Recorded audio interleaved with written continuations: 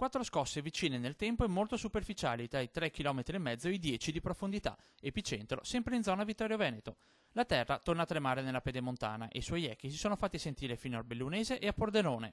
Il primo colpo poco dopo le 11:30, poi un'ora di tranquillità seguita da tre scosse ravvicinate, 12:31, 12:50, 12:54.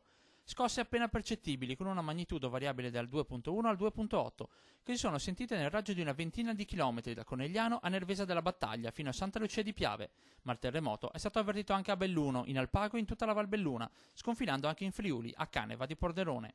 Una serie di microsismi che, spiegano gli esperti, non è inusuale per un territorio ad alto rischio sismico.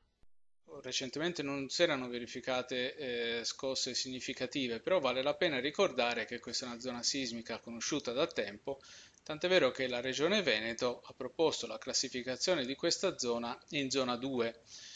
È anche una zona in cui storicamente sono avvenuti dei terremoti forti e l'ultimo forte terremoto è quello del 18 ottobre 1936 con una magnitudo di 6,1 ed effetti fino all'ottavo grado della scala Mercalli. Ma gli abitanti della zona non possono non tornare in mente i boati che oltre 3 anni e mezzo fa hanno sconvolto per mesi l'intera area del Fadalto tra Treviso e Belluno.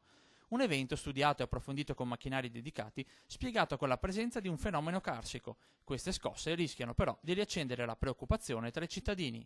Per il momento non abbiamo informazioni per spiegare una correlazione tra questi effetti, anche quelli di oggi sono state delle scosse decisamente piccole.